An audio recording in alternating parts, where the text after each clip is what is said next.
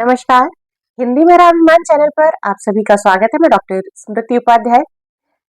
आज हम जानने वाले हैं एक ऐसे हिंदी के सशक्त कवि, ओजस्वी, निर्भीक एवं क्रांतिकारी विचारों से ओतप्रोत कवि माखनलाल चतुर्वेदी जी के बारे में।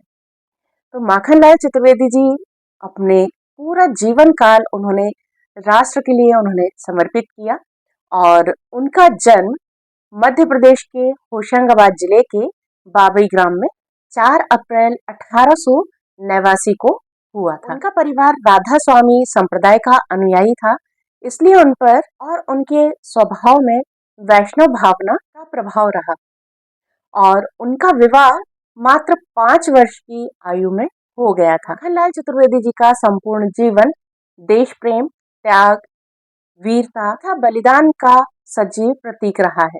मेरी इस बात की पुष्टि डॉक्टर सत्यदेव चौधरी ने इन शब्दों में की है। स्वातंत्र्य समर के सेनानियों के अदम्य उत्साह तथा अपार साहस से भरे पूरे आदेश, संदेश एवं रण गर्जनाएं यदि सुनना हो, अगर माँ की गोद में स्थान पाने योग्य बालकों को नृशंस मृत्यु की गोद में देखना हो तथा देखना हो इन त्यागियों की स्मृति में श्रद्धा से अभिभूत श्रद्धांजलि, तो विश्वास के साथ आप भारतीय आत्मा में झांकिए। उन्होंने भारतीयों के प्राणों में उस समय नव जागरण का मंत्र फूका जब वह युद्ध के प्रभाव से विजड़ित तथा पराधीनता की बेड़ी से आक्रांत था।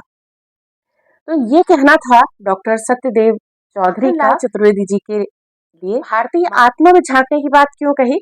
क्योंकि माखनलाल चतुर्वेदी जी की जो राष्ट्रीयता की भावना थी, उसे देखते हुए भारतीय आत्मा के नाम से प्रसिद्ध थे। राष्ट्रीयता का स्वर फूंकने वाले कवियों में सर्वप्रथम माखनलाल चतुर्वेदी जी का नाम सदैव स्मरणीय रहेगा। चतुर्वेदी जी की कविताओं में राष्ट्र प्रेम साकार हो उठा है। राष्ट्रीय जागरण के निमित्त रणभेरी बजाने वालों में आपका स्थान सर्वप्रमुख है। वीर रस से सराबोर आपकी कविताएं स्वतंत्रता संग्राम में सेनानियों में उत्साह का संचार करने में, स्फूर्ति प्रदान करने में सर्वप्रमुख है। वे स्वयं स्वतंत्रता संग्राम के सूत्रधार रहे।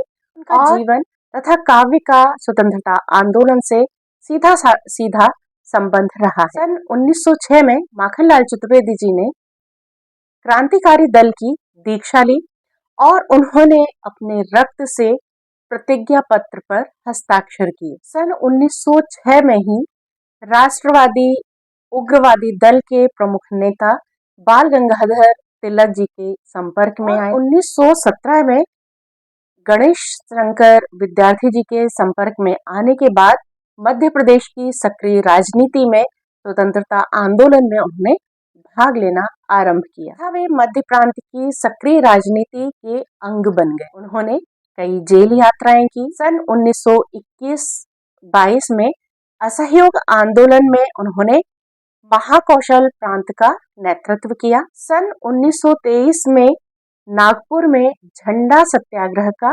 नेतृत्व किया। 1936 में मध्य प्रांत के पार्लियामेंट्री बोर्ड के अध्यक्ष तथा 1939 में त्रिपुरा कांग्रेस के अवसर पर स्वागत समिति के अध्यक्ष बनाए गए। सन 1942 में कानपुर के क्रांतिकारियों का उन्होंने नेतृत्व किया। इन सब का प्रभाव आपकी रचनाओं पर स्पष्ट रूप से देखा जा सकता है। माखनलाल चतुर्वेदी जी की राष्ट्रीय भावना से ओतप्रोत कविताओं को, रचनाओं को 8 भागों में विभाजित किया जा सकता है।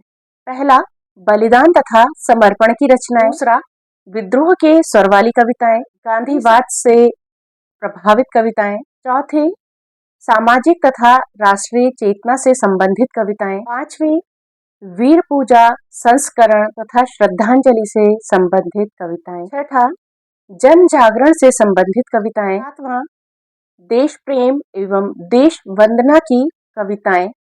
आठवां, स्वातंत्र्योत्तर राष्ट्रीय कविताएं। तो इस प्रकार उनकी रचनाओं को 8 भागों में विभाजित किया जा सकता है। उनके प्रमुख काव्य संग्रह हिम किरीटनी, हिम तरंगिणी, माता, साहित्य देवता, युग चरण, समर्पण, बिजुरी, काजल, आंज रही, मरण, ज्वार आदि। उनका प्रसिद्ध नाटक कृष्णार्जुन युद्ध, कहानी संग्रह कला का अनुवाद, संग्रह समय के पांव, चिंतन की लाचारी अमीर इरादे, गरीब इरादे, ये इनके प्रमुख रचनाएं थी। इनकी शैली ओजपूर्ण रही। उन्होंने कला पक्ष की अपेक्षा भाव पक्ष की ओर अधिक ध्यान दिया। उनकी भाषा में सजावट की अपेक्षा प्रवाह एवं चोट पहुंचाने की क्षमता अधिक थी। चतुर्वेदी जी की रचनाओं में राष्ट्रभक्ति का जय घोष सुनाई देता है। वे छायावादी युग के होते हुए भी छायावाद से प्रभावित नहीं रहे। उनकी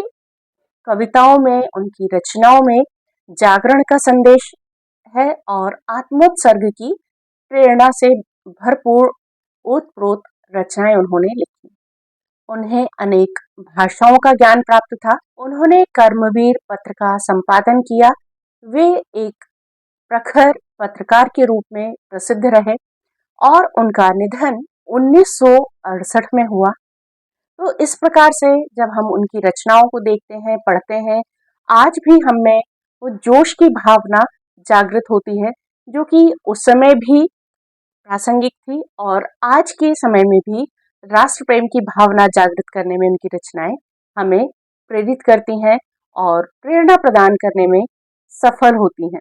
तो इस प्रकार से हमने आज माखनलाल चतुर्वेदी जी के जीवन परिचय को जाना, जो कि बहुत ही प्रेरणादायी है।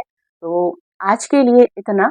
अगले किसी अन्य विषय के साथ हम फिर मिलेंगे। तब तक के लिए नमस्कार, धन्यवाद।